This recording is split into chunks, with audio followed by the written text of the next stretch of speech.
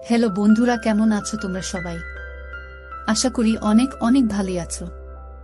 আর তোমাদের ভালোবাসায় আমি অনেক ভালো আছি, কারণ তোমরা আমাকে যে পরিমাণে ভালোবাসা দিয়েছো এবং সাপোর্ট দিয়েছো তা আমি কোনোদিন ভুলতে পারবো না। তাই তোমাদেরকে মজা দেওয়ার জন্য আবারও তোমাদের প্রিয় আপু তুলি ব্লগ আরও একটি নতুন গল্প নিয়ে হাজির হলাম, গল্পটি শোনার মতো। আশা করি তোমাদের দাঁড়িয়ে যাবে। মালিনীর মনটাও ঝলমলে। তাছাড়া আজ সন্ধ্যে ওর একটা নেমন্তন্ন আছে।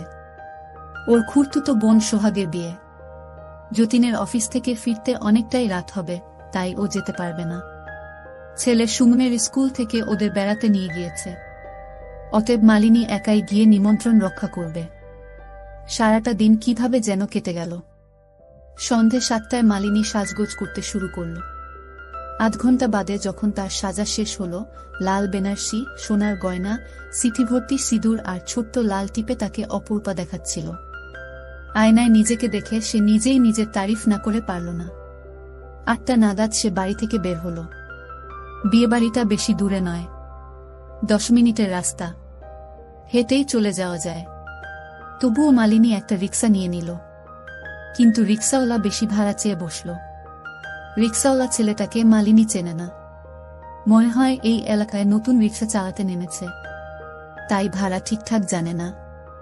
মালিনী, এখান থেকে তো মধুকুঞ্জ মোটে 15 টাকা ভাড়া, তুমি 25 চাইলেই হবে। রিক্সাওয়ালা, না, 25 টাকাই ভাড়া আছে বৌদি, আপনি জানেন না। মালিনী কি করবে বুঝে উঠতে পারল না। এদিকে বিয়েবাড়িতে পৌঁছতে দেরিও হয়ে যাচ্ছে। ধারে কাছে আর কোনো রিক্সা বা টোটো নেই। ও নাছোড়ভাবে বলল, না, আমি 15ই দেব, তোমাকেই যেতে হবে। রিক্সাওয়ালা ছেলেটি কিছুক্ষণ ধরে একদৃষ্টে মালিনীর মুখের দিকে চেয়ে রইল। তারপর হঠাৎ মালিনীর মুখের কাছে মুখ এনে নিচু গলায় বলে উঠল, একটা শর্তে, শর্তটা মেনে নিলে কোনো ভাড়াই লাগবে না, খালি একটু টাইম লাগবে, এইমাত্র 2-4 মিনিট। মালিনী সুযোগটা লুফে নিল। সে হেসে বলল, শুনি তোমার শর্তটা। রিক্সাওয়ালা আগের মতোই নিচু স্বরে বলল, আমাকে একটু খুশি করে দিতে হবে বৌদি, নইলে 25 টাকা। এবার মালিনী চমকে উঠল, খুশি করে দিতে হবে মানে, কি বলতে চাইছ তুমি? রিক্সাওয়ালা, আপনার সাথে একটু এনজয় করতে দিতে হবে। মালিনীর স্বামীর শারীরিক দুর্বলতা থাকার জন্য সে সবসময় এই কাজে তৈরি থাকে। মালিনী বলল, সে না হয় আমি রাজি হলাম, কিন্তু এখন এই ভরা রাস্তায় কাজটা সারবে কেমন করে? রিক্সাওয়ালা আঙ্গুল তুলে একটু দূরে একটা অন্ধকারে ঢাকা পাঁচিলের আড়াল নির্দেশ করে বলল, ওইখানটায় চলুন বৌদি, কেউ আমাদের নজর করবে না। মালিনী ইতস্তত করতে লাগল। তার মনে হতে লাগল, যদি বাই চান্স কেউ দেখে ফেলে।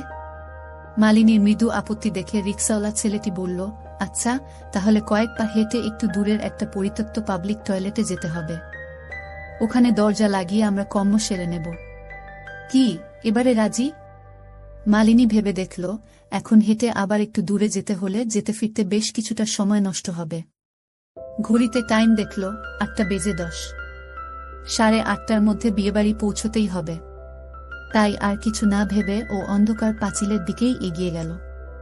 ওর পিছন পিছন রিক্সাওয়ালাটাও অন্যদিকে তাকিয়ে হাঁটতে লাগলো, যাতে ওদের দেখে কেউ কিছু সন্দেহ না করে। পাঁচিলের আড়ালে গিয়ে বলল, এবার এসো, চটপট কাজটা সেরে নিয়ে আমাকে বিয়েবাড়ি পৌঁছে দাও। 5 মিনিটের মাথায় ছেলেটির হয়ে গেল, কিন্তু মালিনীর পোষাল না। অথচ তার হাতে এখন আর সময়ও নেই, তাই অতৃপ্ত মনেই এগিয়ে চলল। বিনা ভাড়ায় রিক্সা চড়ে মালিনী যখন বিয়েবাড়িতে গিয়ে পৌঁছাল, তখন ঘড়িতে 8টা বেজে 32। আজ বিয়ে। মেয়ের বাবা স্বয়ং অতিথি আপ্যায়নের দায়িত্বে। মালিনী তার কাছে গিয়ে হেসে বলল, মেজ কাকু, আমি এসে গিয়েছি।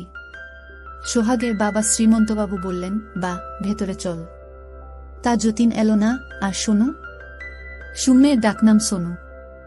মালিনী শাড়ির আঁচল সামলাতে সামলাতে বলল, না মেজ কাকু, যতীনের তো অফিস থেকে ফিরতে রাত 11:30-12টা হয়ে যায়। কাজের যা চাপ, আর সোনুদের তো স্কুল থেকে পিকনিকে নিয়ে গিয়েছে, তাই ওরা দুজন আসতে পারল না গো। শ্রীমন্তবাবু বললেন, তা যাগ্গে, বিয়ে তো একটু আগেই শুরু হলো, তুই ওখানে যা, সবাই আছে। মালিনী সঙ্গে আনা গিফটটা শ্রীমন্তবাবুর হাতে ধরিয়ে দিল। তারপর ধীর পায়ে বিয়ের মণ্ডপের দিকে এগোল। এক্সকিউজ মি, অচেনা পুরুষ কণ্ঠ ভেসে এলো পিছন থেকে। মালিনী থমকে গিয়ে ঘুরে তাকাল। একজন অচেনা যুবক, বেশ ব্রাইট, পরনে নীল শার্ট আর জিন্স, চোখে হাই পাওয়ারের চশমা, চুল ব্যাক ব্রাশ।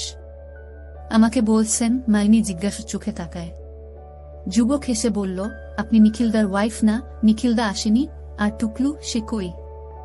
মালিনী প্রথমটায় হকচকিয়ে গেল, তারপর সামলে নিয়ে বলল, মনে হয় আপনার কোথাও একটা ভুল হচ্ছে। নিখিল নামে আমি কাউকে চিনি না, আর আপনাকেও তো ঠিক চিনলাম না। যুবকটি এবার অপ্রস্তুত হয়ে বলল, আরে আমি প্রিন্স, মানে প্রীতম গাঙ্গুলি। আপনি সত্যিই নিখিলদার বউ নন? মালিনী হেসে বলল, না, আমি মালিনী। আমার হাজব্যান্ডের নাম যতীন্দ্রনাথ। আমি সম্পর্কের সোহাগের দিদি হই। নিজের দিদি নয় অবশ্য, জ্যাঠতো। আর নিখিলবাবু বা আপনাকে কাউকেই তো আমি ঠিক চিনতে পারছি না। তাই বলছি, আপনার নিশ্চয়ই কোথাও ভুল হচ্ছে। প্রিন্স থতমত খেয়ে বলল, ও তাহলে আই অ্যাম সরি, আমারই কোথাও ভুল হয়েছে। মালিনী আপনমনে হেসে আবার এগোতে লাগল। বিয়ে পর্বের সঙ্গে সঙ্গে চলতে লাগলো পেট পুজো পর্ব। 9:30 নাগাদ মালিনীও খাওয়ার পাট মিটিয়ে নিল। তারপর সে ফেরার তোড়জোড় শুরু করল। কিন্তু বাদ সাধলেন সোহাগের মা মাধবী আন্টি। তিনি বললেন, মালিনী, তোকে আজ আর বাড়ি যেতে হবে না। তুই আজ রাত্রিটা বরং এখানেই থেকে যা, কাল সকালে বাড়ি যাবি। মালিনী প্রথমে রাজি হয়নি, তারপর অনেক জোড়াজুড়ির পর বাধ্য হয়ে সে থেকে যেতে রাজি হল। মালিনীর সঙ্গে শোবে সোহাগের বোন সম্পূর্ণ, এটাই ঠিক হল। অনেক হৈহুল্লোড়ের পর রাত প্রায় 12:30 নাগাদ সবাই শুতে গেল। মালিনী ওর বেনারসিটা পরেই শুয়ে পড়ল। সম্পূর্ণও ঘরের আলো নিভিয়ে দিয়ে সে মালিনীর পাশে শুয়ে পড়ল। কিছুক্ষণ গল্পগাছা করার পর ওরা দুজনেই গভীর ঘুমে তলিয়ে গেল। মাঝরাতে হঠাৎ মালিনীর ঘুম ভেঙে গেল। ও সম্পূর্ণার দিকে পাশ ফিরে শুয়েছিল। চোখ খুলেই মালিনী চমকে উঠল। চমকানোর কারণ দুটো। প্রথমত, সম্পূর্ণার জায়গাটা ফাঁকা, আর দ্বিতীয়ত, কে যেন ওর পিছনে শুয়ে ওকে জাপটে ধরে আছে। লোকটার গরম নিঃশ্বাস মালিনীর ঘাড়পিঠ ছুঁয়ে যাচ্ছে, আর সেই নিঃশ্বাসে করা বন্ধ মালিনীর ধাতস্থ হতে খানিকটা সময় লাগল। তারপর ও অন্ধকারের মধ্যেই দ্রুত ঘাড় ঘুরিয়ে ওর পিছনের কীর্তিমানটিকে দেখার চেষ্টা করল। খোলা জানালা দিয়ে রাস্তার লাইটের মৃদু হলদে আলো লোকটার মুখে এসে পড়েছে। মালিনী এবার নিশ্চিন্ত গলায় কিন্তু মৃদু ধমকের সুরে বলল, মেজ কাকু, তুমি আবার এত রাতে মদ খেয়েছ? তোমায় কতদিন বারণ করেছি না মদ খেতে? শ্রীমন্তবাবু জড়ানো গলায় বললেন, আরে শাল্লা, আমি তো এখন মদ খাওয়া প্রায় ছেড়েই দিয়েছি। হপ্তায় একটা দিন খাই রে। আর আজকে শালা আমার মেয়ের বিয়ে হলো, আজ একটু না খেলে ঠিক জমে নাকি? আর তারপর তোর মতো একটা সুন্দরী ভাইজি থাকতে আজকে রাতে কি এনজয় না করে থাকা যায় বলো? জানিসই তো, বিছানায় তোর মাধবী কাকিমা আমায় আর সেই আগের মতো সুখ দিতে পারে না। শোয় আর 2 মিনিটের মধ্যে ঘুমিয়ে যায়। আদর করতে গেলে উল্টে বিরক্ত হয়ে বলে, দুটো বুড়ি মেয়ের বাপ হয়ে গেলে এখনো তোমার রস যায়নি নাকি? চুপচাপ শুয়ে ঘুমিয়ে পড়ো মালিনী, প্লিজ। আজকেও আমায় একটু এনজয় করতে দে। আমার তো ঠিক 5 থেকে 10 মিনিটের মধ্যেই হয়ে যায়, অতএব বেশিক্ষণ টাইম লাগবে না। এর আগেও একদিন শ্রীমন্তবাবু ফাঁকা বাড়িতে মালিনীর সাথে এসব কাজ করেছিলেন, আর সেই দিন থেকেই তিনি মালিনীর ভক্ত হয়ে গিয়েছেন। আজ রাতে তিনি আবার ধান্দা করছেন। মালিনীও আর বুড়ো মানুষটাকে বাধা দেবার চেষ্টা করল না, শুধু নির্বিকার গলায় বলল, তবে যা করার জলদি করে ফেলুন। আমি জানি না আপনার ছোট মেয়ে কোথায় গেছে, কিন্তু ও আচমকা ফিরে এসে এই অবস্থায় আমাদের দেখে ফেললে একটা বড়সড় কেলেঙ্কারি বেঁধে যেতে পারে। তখন আমরা দুজনে বিয়ে বাড়ি ভর্তি লোকের সামনে মুখ দেখাতে পারবো না। শ্রীমন্তবাবু বললেন, আমিও জানি না ছোট কোথায় গেছে, বাথরুমে ছাড়া আর কোথায় বা যেতে পারে।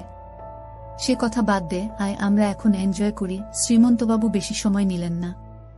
68 বছরের শ্রীমন্ত সরকারের শরীরের তেজ এমনিতেই এখন আগের থেকে অনেক কমে গিয়েছে। মালিনী আবার ভালো করে শাড়িটা পরে সবে উঠে বসেছে, এমন সময় ঘরে প্রবেশ করল সম্পূর্ণা। সবকিছুই স্বাভাবিক, তবে সম্পূর্ণা যেন একটু খুঁড়িয়ে হাঁটছে। মালিনী ওর দিকে তাকিয়ে স্বাভাবিক গলায় প্রশ্ন করল, কিরে, কোথায় ছিলি এতক্ষণ? বাথরুমে? সম্পূর্ণা কিন্তু মালিনীর এই সাধারণ প্রশ্নটা শুনেও দারুণ চমকে উঠল। তারপর কিছুটা সামলে নিয়ে কয়েকবার ঢোক গিলে কোনো ক্রমে বলল, হ্যাঁ গো, কিন্তু তুমি কি করে জানলে? রাত 1:15 নাগাদ অসহ্য পেটের ব্যথায় সম্পূর্ণার ঘুমের 12টা বেজে গেল। ও তড়িঘড়ি উঠে বসল। পেটে প্রচণ্ড যন্ত্রণা, হালকা হতে বাথরুমে যেতেই হবে। সম্পূর্ণা একবার মালিনীর দিকে তাকালো। দেখল আয়েশ করে পাশ ফিরে শুয়ে মালিনী নিদ্রাদেবীর আরাধনায় মগ্ন। তাই সম্পূর্ণা মালিনীকে আর ডাকল না। নিঃশব্দে ও বিছানা থেকে উঠে গেল। বাথরুমের আলো জ্বালিয়ে ভিতরে ঢুকে সম্পূর্ণা দরজাটা ভিতর থেকে বন্ধ করতে যাবে, এমন সময় হঠাৎ একটা 16-17 বছরের ছেলে ওকে ধাক্কা মেরে ভিতরে ঢুকে পড়ল। তারপর নিজেই দরজাটা বন্ধ করে ভিতর থেকে ছিটকিনি লাগিয়ে দিল। ধাক্কাটা সামলাতে একটু সময় লাগলো সম্পূর্ণার। কিন্তু আবার ধাক্কা, এ কাকে দেখছে ও? এ তো তোজো সম্পূর্ণার মাসতুতো ভাই। সম্পূর্ণা হালকা আন্দাজ করতে পারল যে ছেলের মতলবটা কি।